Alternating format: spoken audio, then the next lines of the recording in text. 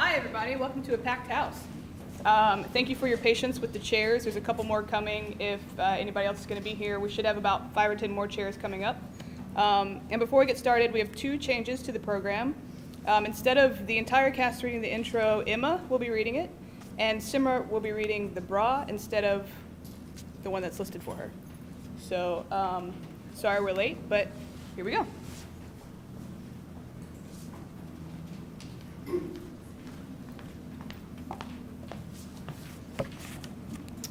A Memory, a Monologue, a Rant, and a Prayer by Ensler. Words. This book is indeed about words, speaking the unspoken, speaking the spoken in a new and viable way, speaking the pain, speaking the hunger, speaking. Speaking about violence against women, not because it's the only issue, but because it's an issue that lives smack in the middle of the world and still not spoken, not seen, not given weight or significance. So that words crack open numbness and denial and disassociation and distance and deception, speaking so that we're in community, in conscious, in concern. Speaking about violence against women because in 2006, young Amish girls are gunned down in their school just because they're girls. Women are trafficked like meat, sold from poor neighborhoods to men in rich neighborhoods. Women are raped in Darfur on their way to get wood for the fire or grass for their donkeys. In 2006, women are burned and mutilated and stoned and dismissed and undone and refused and silenced. Speaking about violence because in early November 2006, the president of Israel stepped down after being accused of rape and harassment, and a cleric in Australia blamed uncovered women for getting raped. Speaking about violence against women because of your mother, your sister, your aunt, your daughter, your girlfriend, your best friend, or your wife. Speaking about violence against women because the story of women is the story of life itself. In speaking about it, you cannot avoid speaking about racism and domination, poverty and patriarchy, empire building, war, sexuality, desire, imagination. The mechanism of violence is what destroys women, controls women, diminishes women, and keeps them in their so-called place. Speaking about violence, telling the stories, because in the telling, we legitimize women's experience. We reveal what is happening in the dark, in the basement, out of sight. In the telling, women take their power back, their voice, their remembering, their future. As part of a 2-week Until the Violence Stops festival held in New York City in the summer of 2006, we asked a group of remarkable writers to contribute memories, monologues, rants, and prayers on the subject of violence against women. We envisioned a pivotal event in which these monologues would be performed by great actors. We thought maybe 10 or 20 would respond, and we were overwhelmed with contributions. Each writer brought something so specific, so original, so Edward Albee, it could only be Edward Albee, so Alice Walker could only be Alice Walker, so Aaron Cressida Wilson, so Michael Eric Dyson. We need writers in these terrible times of deception and manipulation, sound bites and half-investigated truths, in these times when the lust for power has trumped the hunger for justice, in these times of evildoers and saints. We don't have many real leaders. We don't have many politicians that we can trust, but we can trust writers. Rather than selling us something, they're exploring something. Rather than dominating us, they're opening us. Rather than winning or having a position, they are inviting us to ask questions.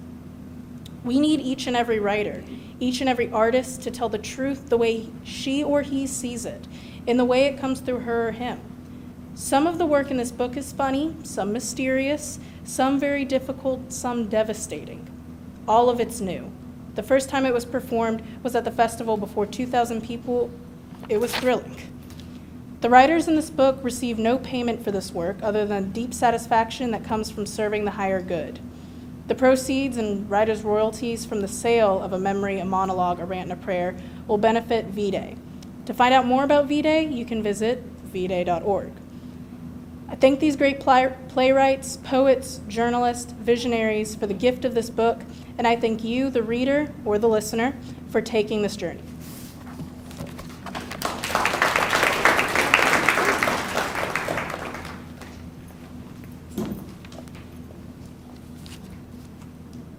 Looking for the Body Music by Michael Klein. My friend Frank calls it looking for the body music, the music my mother heard. At the end of looking for the body music, one stumbles upon a woman's body, with the whole world taken out of her. But before that scene, a foreshadow. My mother at the boarding school. She's 12, child of 2 alcoholics, vaudevillian, shadows on a stage. She's overweight and sees beyond herself even then. So the girls are mean in their pressed dresses and routinely hang my mother out the window by her feet for a long time while waiting for exactly the right cadence of please before they pull her back into her life. That was 1940-something. The year my mother began the book her mind was writing called This Is What Happened to Me. The book she read us all, pill language to cushion the abyss of 2 marriages. One husband beat her up. One husband took her money and broke her off with the world until she got written as the failed suicide attempt after hanging by a thread, by a hair, by her feet, born of fierce suspension over something called a youth.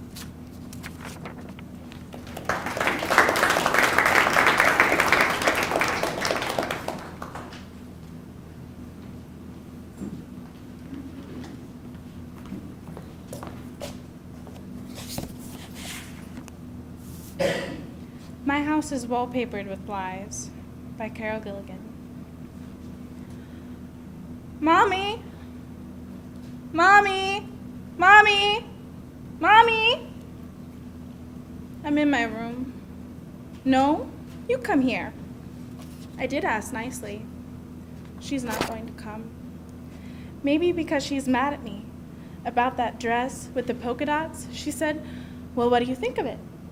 And I said, I don't like it. And she got really mad. She put it back, but then she forgets about what happens when I really give her my opinion. She says, tell me what you really think about it. And I say, well, you don't really want to know because you scream at me when I say it. Still, last night I told her, Mom, I'm angry at you because whenever you and Daddy fight, you always give in. It was like there was a blizzard in her face. Then she said, Maggie, you're a child. You don't understand. I hate it when grown-ups say that because I do understand. It's mostly my brother he hits. Hearing him cry is worse than actually being hit myself. In the house we lived in until I was 9, we used to run into the woods and hide. But there's no place to hide. They call it spanking. But he uses his belt. That's not spanking, it's beating. Mommy, I need you to come here now. There's something I need to tell you. She said if I want to talk to her, I should come into her bedroom, but I can't. She wants me to see it her way. Last night, he hit her. I saw it. They were arguing and it was so loud I couldn't go to sleep. I crept out of my bed and sat on the stairs. She said something to him and he just hit her flat on the cheek. Then this voice burst out of me, "Stop it!" They froze. They didn't know I was watching. I started crying. I felt like I was gonna throw up. She didn't do anything, I said, and he said, "Don't ever call your mother she." In school, we were talking about religion. Miss Rice explained about the church and Galileo, how he discovered that the earth moves by looking through his telescope and watching the moons of Jupiter. We have a telescope, but all we can see is our moon. Then it was so funny. Miss Rice was reading us a story about Noah's Ark and Matt. This boy in our class said, "Wouldn't there have been a lot of animal stuff on Noah's Ark after 40 days? Everyone laughed, even Miss Rice. Then I said, if we're all God's children, and God loves all his children, why does God make floods and war? Why does God make people violent? People didn't appreciate these questions. There were a bunch of them who just sat there like stones. Like the day when we were talking about lying and Miss Rice asked if it was ever good to tell a lie, and I said, my house is wallpapered with lies. Everyone looked away except for my friends. You can't see someone like my dad without realizing how easily people are taken in. I think maybe I'm going to try and be a better person and not outburst so much. My mom says I need to get a better way of thinking. What I like is reading and singing because I can just sort of get lost in them and not have to think about things. If she wants to know, she can come in here. but she's not coming. So maybe she doesn't want to know. Me? I'm never gonna forget what it's like here, how bad it is. When I'm older, I'll probably think it wasn't so bad, but I'll know it's a lie.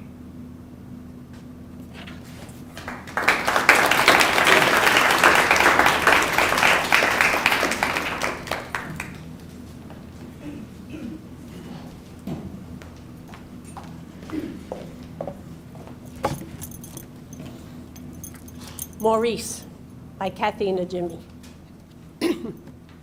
Junior high is God's little joke on teenagers, especially a me teenager, fat, frizzy-haired, and the money my dad made on 2 jobs, a butcher and a postal sorter with the help of welfare-powered potatoes, didn't allow for the mandatory hip junior high clothes. Although I had big thighs and hair like frayed wire, I did have a great personality. And when I turned 16, I discovered my boobs. So did Maurice. Maurice drove a dry cleaner's van that belonged to his uncle that you can still see cruising around San Diego to this day. I knew somewhere inside that he didn't deserve me or the me that I was soon to discover I was. My best friend was LaVon. LaVon was beautiful, but because she had a strict mom, and I was a good girl, her mom would only let her hang around and go out with me. LaVon had green eyes and long brown hair. And although she was white, it wasn't until years later I realized that LaVon's mother had named her a black girl's name. LaVon liked me because I was fun and funny. We did prank phone calls till we choked from laughter. Some fun, some really mean. We jumped into strange guys' cars. On a dare, we shoplifted, seized candies. We had a blast. LaVon and I were in the 10th grade, but because she was older and dating Doug, who was older, who looked like James Taylor, and was older than us, one night we got invited to a party with the juniors and seniors. Oh, I ironed the shit out of my steel wool hair, and I grabbed my Cost Less Imports Indian print halter dress. Yep, my boobs were finally here, and I was going to present them to the 12th grade boys. The party was at somebody's divorced mama's ugly San Diego apartment complex. We walked in. Well, my boobs walked in first, chugging out of our Boone's Farm and Andy Green Springs bottles of cheap wine. It was smoky and loud. Black Sabbath was blaring. Electric Funeral, I think. LaVon found Doug, and after a flirty, batting, lowering of her repressed girl eyes, they were off making out on the orange beanbag chair. Maurice DeMayo, I do not make this name up, started walking in my direction. Maurice was a popular senior. He was known most for 2 things, his huge Jufro and the fact that he drove around his uncle's dry cleaning van with DeMayo dry cleaners on both sides. All right? If you could see past the fro, he was kind of cute. He had large French-like features and a sexy smile. As he walked, I saw him scanning the room. Most of the cute senior and junior girls were already coupled with guys, making out, dancing, or puking. Me and my D's were standing in the doorway. I was forcing down the wine and pretended to actually like it. I guess he figured this fat 10th grader with questionable hair might be an option. He strutted up to me in my rack. I seriously could not believe it. This was the guy who dated Maxie. Maxie, the stoner, cute, almost phantom-like cool girl that was way out of my league.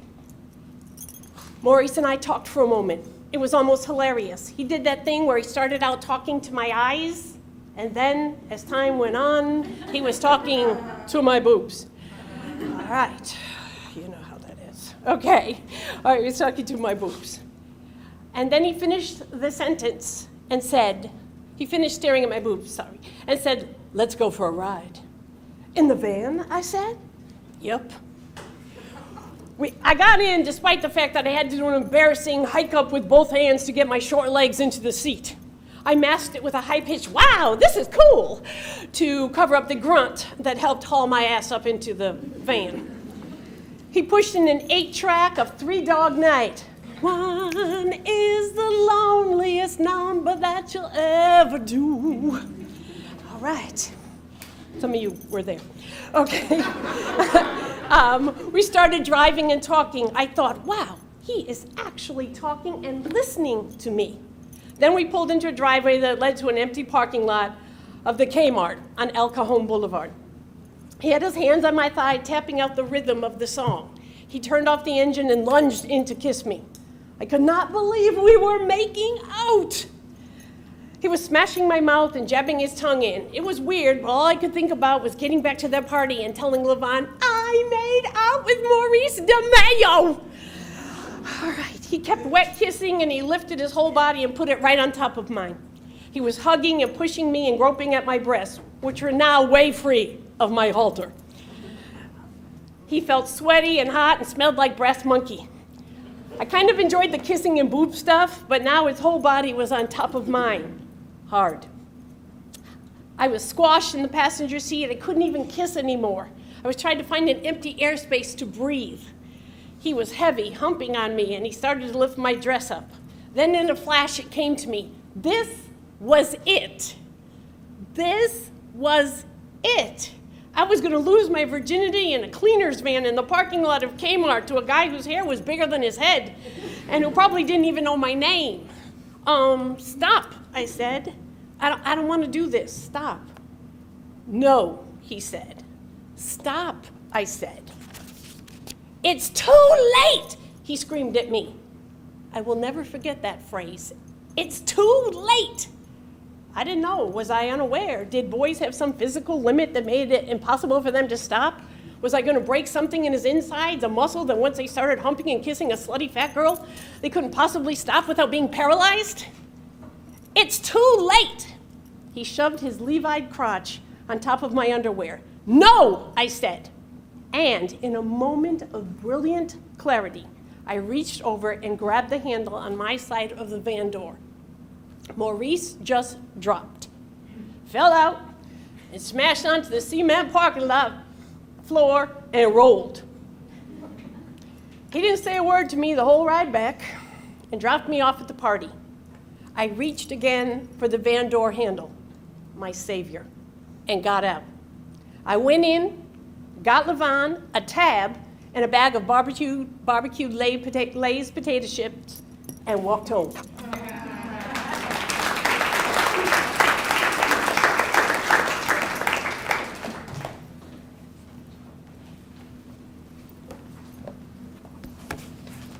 I Can't Wait by James Lessens. If I had my choice, I'd have to say that I prefer being beat up to being a dead person. Being a dead person is so boring.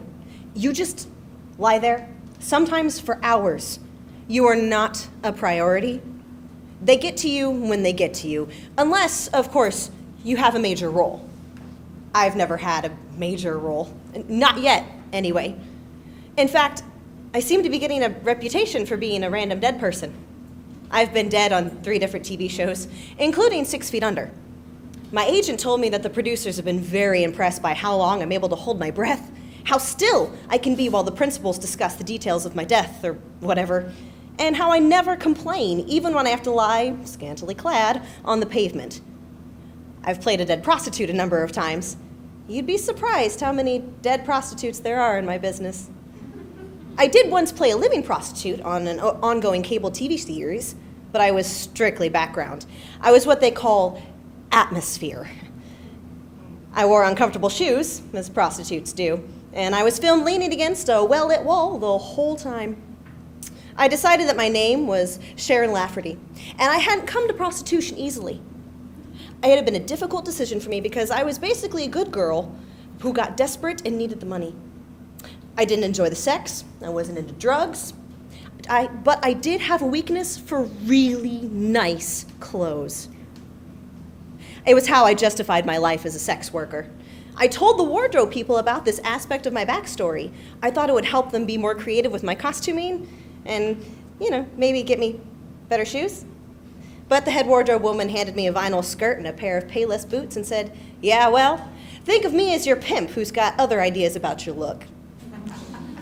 That's the thing when you don't have a speaking part. You don't really have a voice in the development of your character. I couldn't tell the wardrobe woman that Sharon Lafferty was not the type of girl who would ever be involved with a pimp. And even if she had been, she certainly wouldn't have gone with the lady pimp. Of course, nobody gets into this business to always be non-speaking, dead, or prostitute, or beat up, or whatever. But that's a lot of what's out there. You take what you can get. But like I said, being beat up is way better. You get rehearsal time, you get to work with other actors. Sometimes there's a choreographer if the fight is supposed to be really fierce. It's not easy to get knocked against a wall. You have to know how to do it so you don't get hurt. And falling down takes practice. There are little tricks you learn so you don't fall hard and scrape your elbow or your knees. You also have to watch that you don't totally wreck your outfit, or the wardrobe people will give you a hard time and take the cost of your costume out of your paycheck. One trick I've learned is that you always want to know where you are in the frame. Are you going to be seen, or are you out of the frame when you go down? Usually the camera stays with the principal actor getting his reaction when I go down. I mean, he's getting the big money. Anyway, I always ask, because what's the point in going for realness and risking like a hurt shoulder or torn stockings when you're out of frame and it's all about him? There are now entire TV stations, cable, but still, devoted to women and women's programming. They're not afraid to take on women's issues and also to provide leading roles for women to play. I remember the first time I saw a made-for-TV movie on one of those stations back in '97, and I instantly thought I could play the hell out of that cheerleader. I think that's what made me decide to be an actress and wholeheartedly to pursue my goals. The movie was about a high school romance that quickly turned into disaster when the all-star jock proved to be a psychotic jerk who used violence to control his girlfriend. I couldn't believe my eyes when I saw Fred Savage, known for playing the kid in The Wonder Years, portray an evil bully. He was amazing. So scary. The name of the movie is No One Would Tell, and the girlfriend was played by Candace Cameron of TV's Full House fame. Sometimes when I'm on set waiting while a shot is set up, I speak to my fellow actors. I often mention No One Would Tell as an early influence of my work. Usually, I am reminded by whoever I am speaking to that the actors like Fred and Candace were probably cast in that movie because they both had been child stars, they had name recognition, not to mention connections. As a kind of joke, I remind whoever that it was way too late for me to become a child star. But then, on a more serious note, I tell them that I am trying to get my name recognized by being an occasional dead person and make connections through my roles as a non-speaking prostitute who gets roughed up. It's just a matter of being patient, I tell them.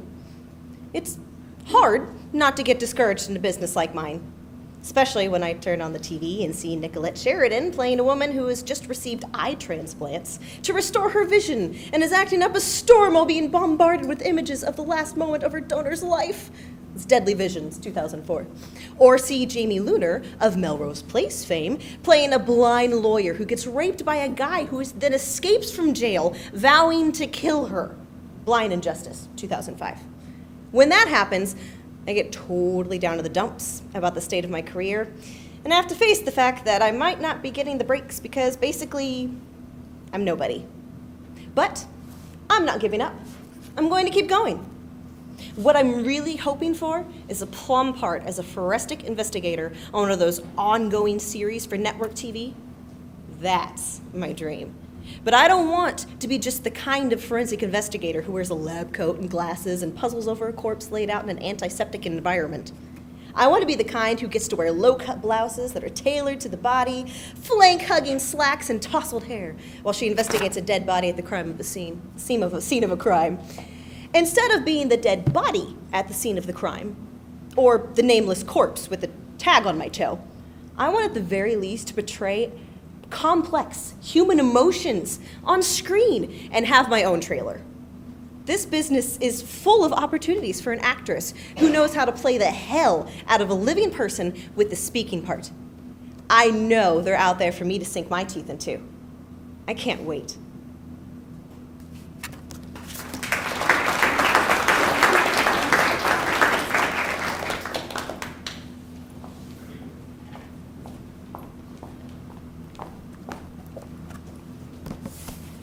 The Bra by Sharon Olds. It happened with me on the left side first. I'd looked down, and the soft skin of the nipple had become like a blister, as if it had been lifted by slow puffs of breath.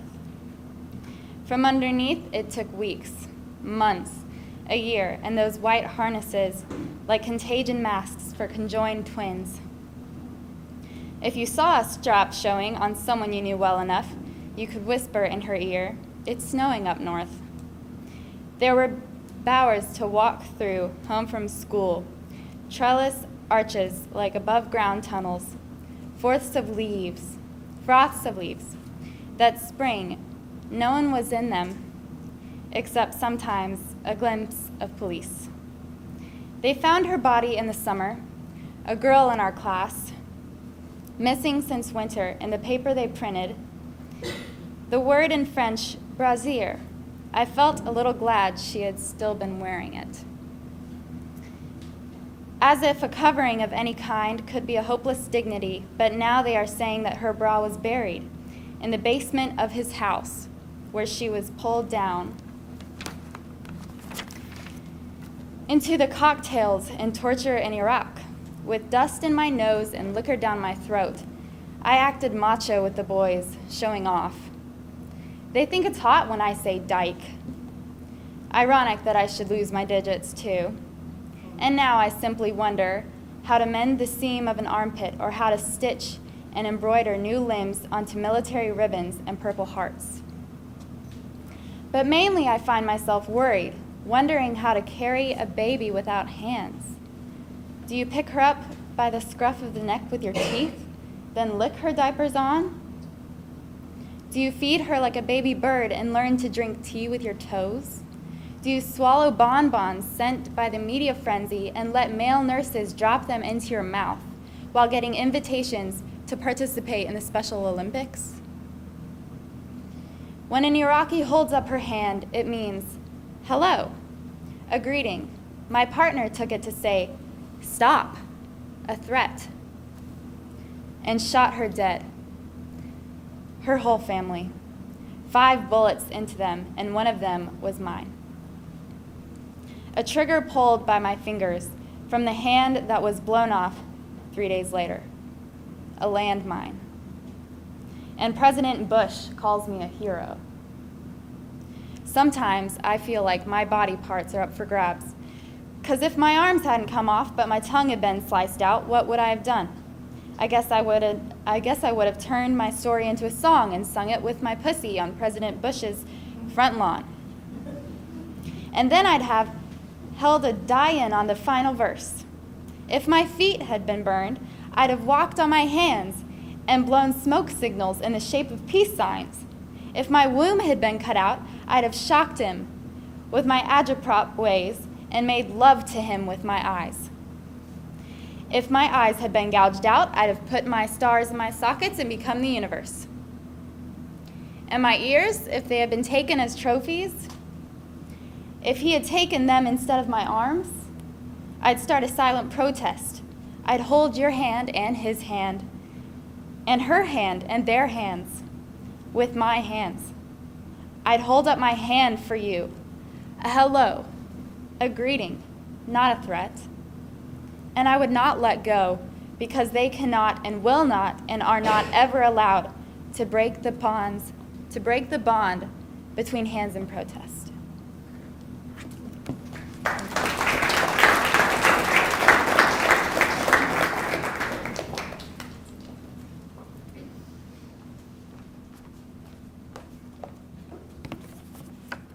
Part Owner by Dr. Michael Eric Dyson. Her body was never really hers to begin with. Sure, she may have had it for 27 years that she's been on this earth, but her body, like all Black women's bodies, never really belonged to her. Or maybe it never belonged just to her. When she said she was raped by 3 white men, it became very clear that her body isn't hers alone. It belongs to a history that hates black limbs and lusts for black flesh. It belongs to a politics that mutilates black souls and muffles black voices. It belongs to a nation that invaded black wombs for pleasure and profit.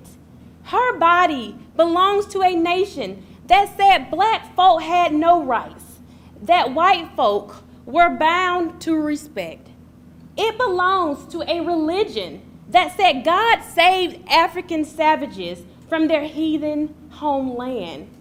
It belongs to a region of citizens who went to war against their kin rather than give up the right to breed black bodies and keep them in bondage.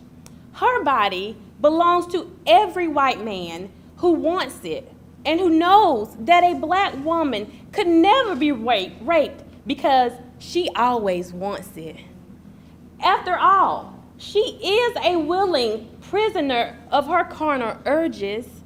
Why would 3 white men ever have to take what a black woman has always been willing to give? Her body already belonged to them because their grandfather had willed it to them, just as her grandfather had done the dirty work so that they could be clean and comfortable. One of their friends reminded her, just in case she forgot, "Tell your grandfather, thanks for the cotton shirt." She forgot that her body already belongs to them because the truth belongs to them. When a famous white man called her a hoe on his radio show, he let her know that her body was his to play with and speak of as he liked. He could diminish her, even dismiss her as he saw fit. But her body also belongs to higher powers. It is on loan from the God who decided to give her life. At least that's what she's probably been told from the time she was a little girl. Back then, theology made little sense, except when there were stern reminders that your body is a temple from the Holy Spirit. If her family didn't tell her, the church did. Even if she didn't sit in the pews, the black church shows up whenever black folk says that God told them to love you, or help you, or instruct you, or uplift you. It also shows up when some of them tell you that you're going to hell because you don't believe the way they believe, or because you behave the way they used to behave before Jesus saved them from the lake of fire. It shows up when sisters who mean no harm tell you to watch how you prance and switch. After all, your body, if your body sways the wrong way, it may even sway holy men to forget that your body belongs to God. Next thing you know, they'll be borrowing his temple for a night and telling you that joy isn't the only thing that comes in the morning. Her body also belongs to every music video that picture her as a hoochie or trick, a gold digger, a chicken head, a skeezer, a hood rat, or a slut. Her body belongs to the slow motion frames that captures her breast jiggling, her hips gyrating, her behind protruding, and her torso writhing in sensual conniptions. She belongs to every lyric that tags her a bitch or hoe. She belongs to every voyeur who pounds his flesh in the dark to splash on her ebony eroticism. She belongs to every fantasy of furious sex conjured by the pulsating rhythms of pelvic thrusts. She belongs to every would-be stud who peels off his rolls of $1 bills to stuff in her moving G-string. She belongs to every woman who, in order to feed her children, put herself to school, has to dance for a living, either by twirling around a pole in a club or spiraling up corporate stairs to a glass ceiling. She belongs to every woman who has had to hear that if she has not been acting so sexy, she would not have been raped. But she belongs even more to black women. She belongs to that little black girl who was molested by her uncle and then intimidated into silence. She belongs to that black girl with budding breasts who was seduced by a man claiming to be her play father. She belongs to that teenage black girl who was sexually abused by her mother's boyfriend and then thrown out of the house when her mother desperately needed to believe her lover more than her daughter. She belongs to the black girl who committed suicide with her mother when they discovered that they were both sleeping with their same married minister. She belongs to the black girl who was murdered by her mother's live-in companion because she might tell how he had taken her virginity when she was 11. She belongs to the college student who was date raped and hushed into shameful self-denial by repeating inside her brain all the reasons why she wasn't really raped. She belongs to those other young women who have to escort men in order to usher kids into adulthood. She belongs to those young ladies who are reprimanded by their elders with harsh judgment. If you hadn't been acting like a loose woman in an immoral profession, you would have never been abused. If we never gain sight of her in all of this, never hear her voice or her story, she will only belong to myths and stories. She will only be a symbol, a cautionary tale. But she is more than that. She is a flesh and blood woman who may have been washed away from her truest identity by a wave of hurtful headlines and hateful speech. When she gets over that and over all of us, she will finally, perhaps even triumphantly, belong to herself.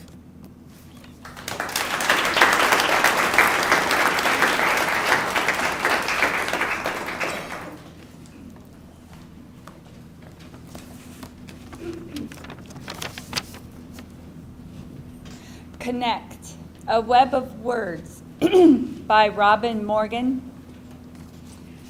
Threat, shout, bellow, hit, slap, smack, strike, beat, bash, batter, pummel, punch, slash, stamp, pound, maul, hammer, bludgeon, fist, belt, knife, gun, punish, control, mutilate.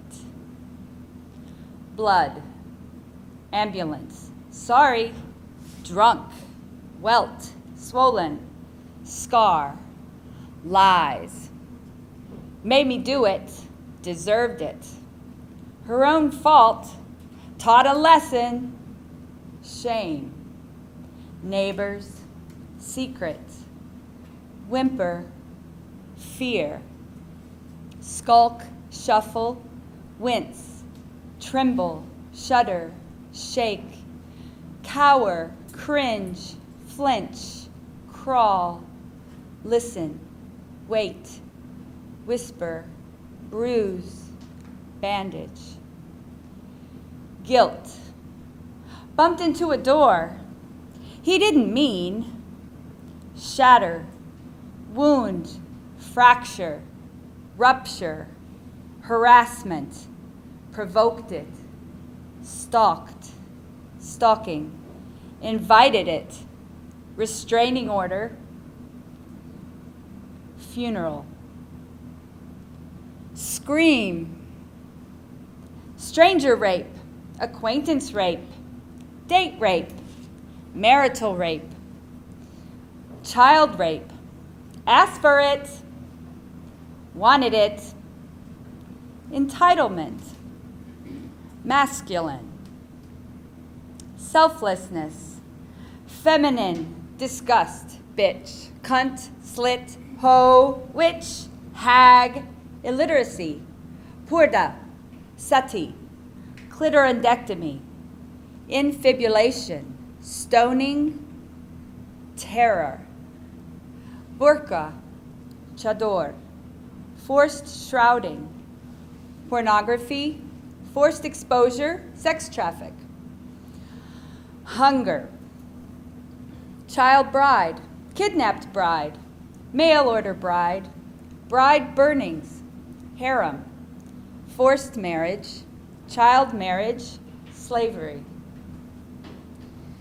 Humiliation, tears, begging, prostitution, poverty, hooker, pimp, John, brothel, loneliness, hemorrhage, lovelessness, dread, exhaustion, hide, run, where?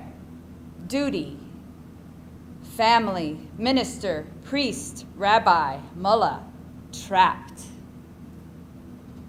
Again, stupid, ugly, fat, old, facelift, backstreet abortion, maternal mortality, female infanticide, suicide, no, femicide, gynocide, genocide, silence, no, weep, howl, blood, gasp, wail, grief, mourning, secrets, lies, propaganda, torture, waterboard, electrodes, lash, cane, whip, burn, starve, boy next door, serial killer, gang, sect, nation, empire, Molotov cocktail, IED, Patriot missile, Peacekeeper missile, big boy A-bomb, nuclear hardness, deep penetration, capacity bomb, potent kill capability, rigid, hardened silo, erector launchers, thrust ratios, soft targets, toy gun, toy tank, toy missile. No. How? Planet. Why? Madness, rage, shrill, strident. Yes. Crazy. Hope. Bread, shelter. You too? Recognition. Truth. Strength. Dignity. Yes. Transformation. Human. Together. Yes.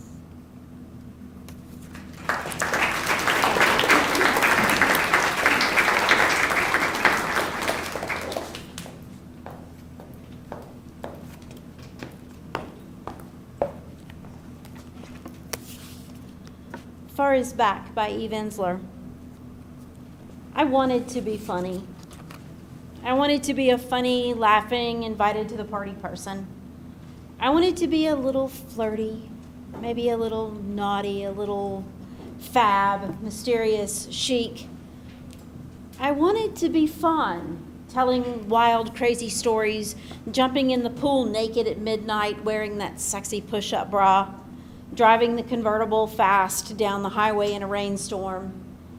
I wanted to be delicious and adorable and not too available, not too talkative.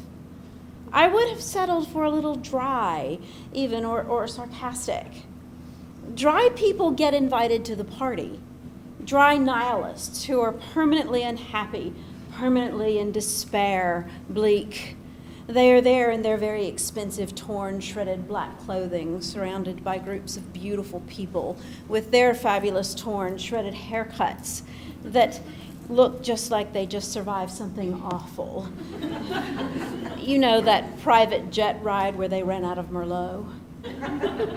But I am not dry. I am not adorable. I am not funny. I am angry. Fucking angry. I am raging.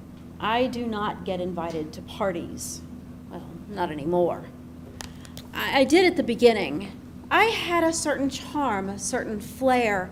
People mistook it for funny until they discovered that I was the person who ruins the party. interrupts the pleasure, brings in the rest of the world like a brutal Chicago winter wind. I am the person who, for some reason, just has to see it, say it, and make everyone aware. I am the one who responds to the casual, "What's up?"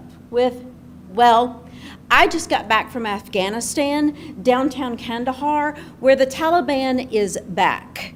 Where the Taliban actually never went away, but they are now blatantly back because the U.S. supported the wicked jihadis and put them in office.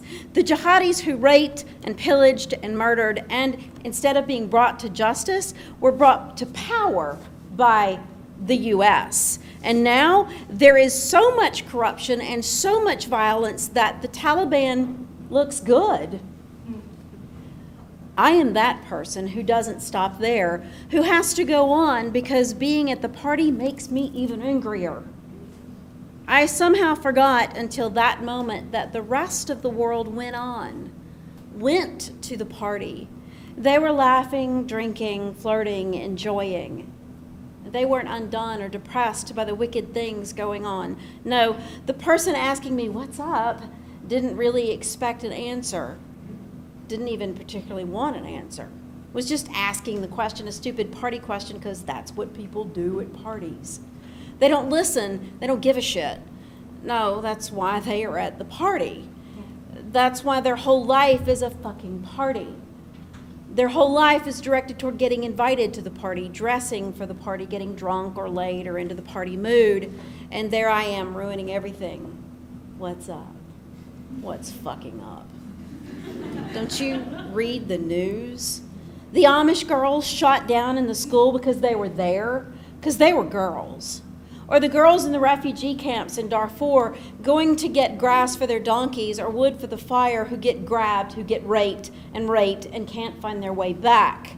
But let's protect the rapists, okay? Let's defend them like the cleric in Australia said.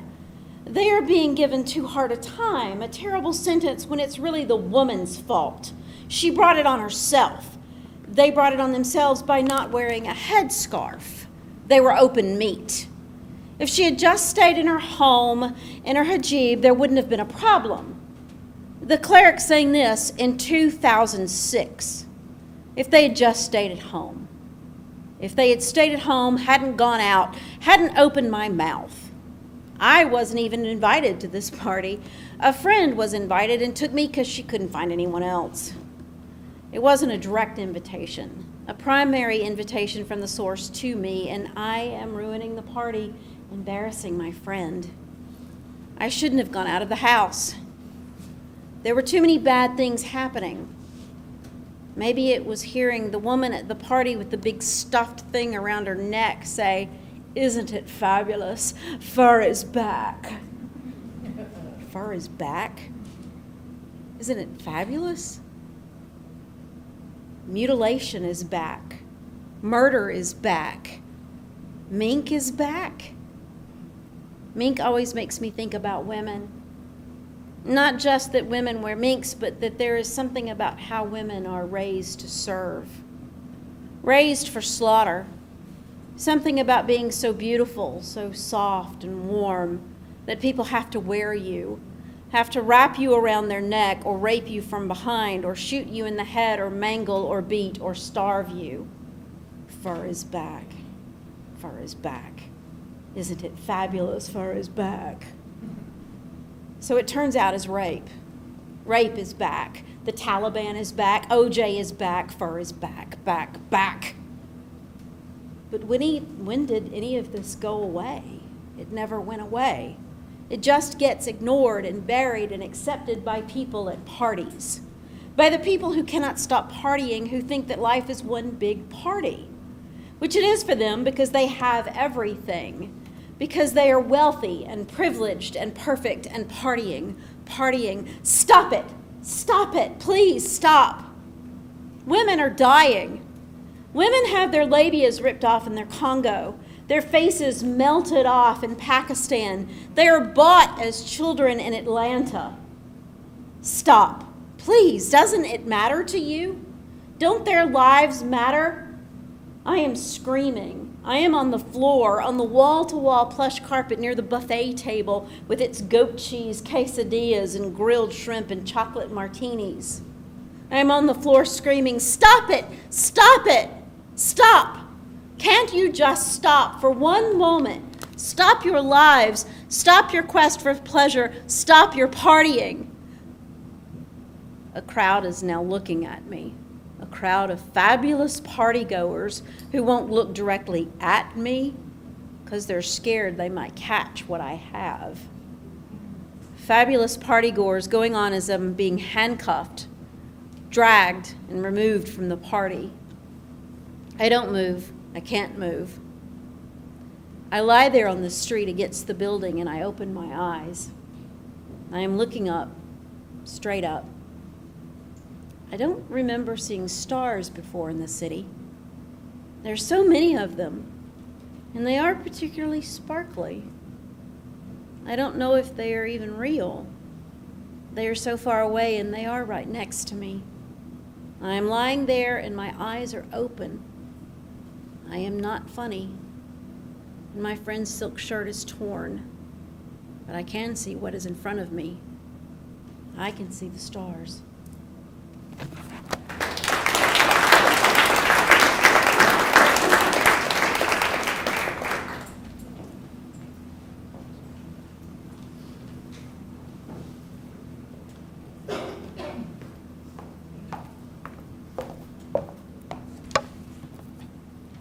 To Stop the Violence Against Woman by Alice Walker. Woman, to stop the violence against woman, woman must stop the violence against herself. We can begin to do this now that we see a sky and not a rock, a stick or a fist above all our heads. Woman, to stop the violence against woman, stop the violence that you perpetuate against your own sister, who is a woman, your own daughter, who is a woman, your own daughter-in-law, who is a woman, your own mother, who is a woman. Woman, to stop the violence against woman, stop the violence that lives in opposition to your life, deep in your own terrorized and uncherished heart. Woman, remember who we are, not guys, but the mother of all living. We create out of our own blood and milk the creatures who oppress us, whether they are men or ourselves. Woman, awake, arise, stand up. Woman, to stop the violence against woman, get on your perfectly unbound feet. We have lost the earth, living on our knees.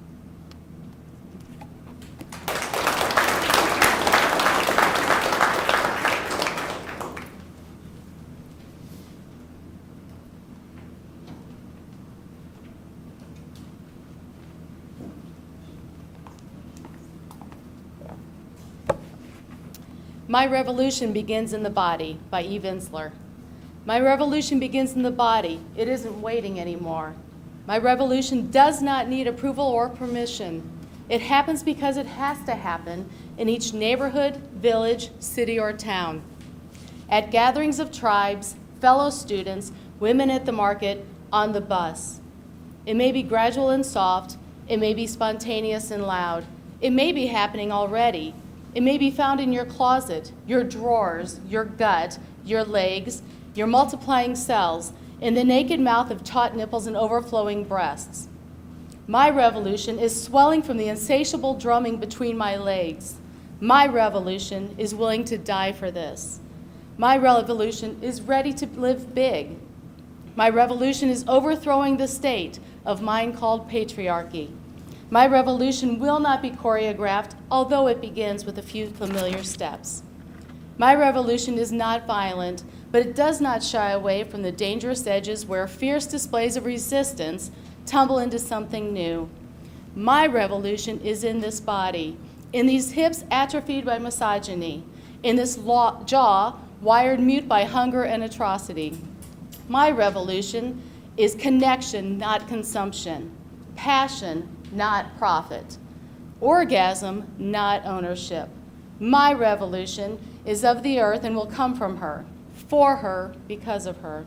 It understands that every time we frack or drill, or burn or violate the layers of her sacredness, we violate the soul of our future.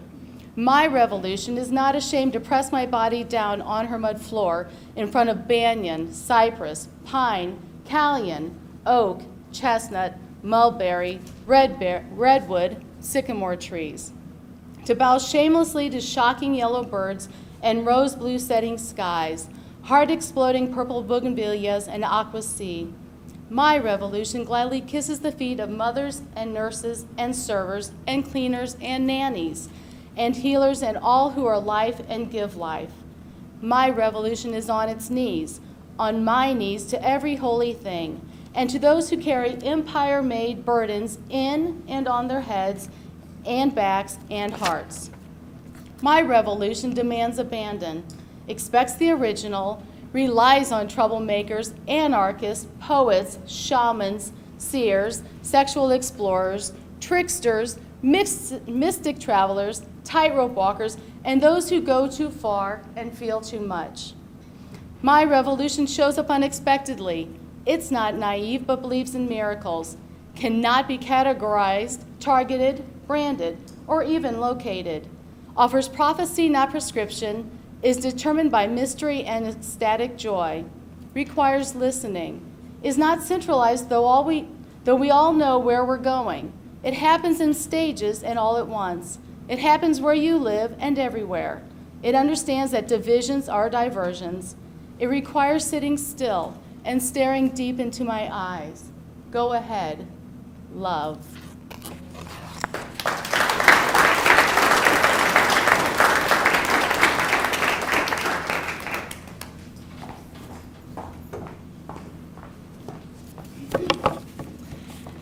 In women's studies, we often say that history is his story.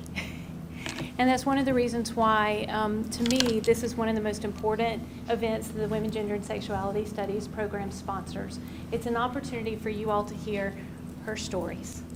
But let me also say that it wouldn't be possible without a lot of people that I just need to take a minute to thank. So first of all, thanks to Judy Grissett, who was your greeter tonight and taking up collection for the Family Violence Council here in Maracus, and please donate money to that. Also, Caitlin Victory, who's over here, is the person who did your programs for us and just has really helped us out a ton pulling this together. Second, let me thank Lane Marchant. Lane, where are you? Stand up and wave. So Lane, this is actually the fourth time that Lane has directed this for us. So she directs it, she does the script assignment, she does the lighting, she pretty much has become the sage of knowing all about Vagina Monologues and how to put it together, and we could not do it without Lane. And then third, I'd like to thank you all. Thank you for coming out and giving this attention and giving it your life minutes. Thanks for giving a damn. Last but definitely not least, I want to thank all the folks over here who spent their time and read for you tonight. They all did a great job. So thank you so much.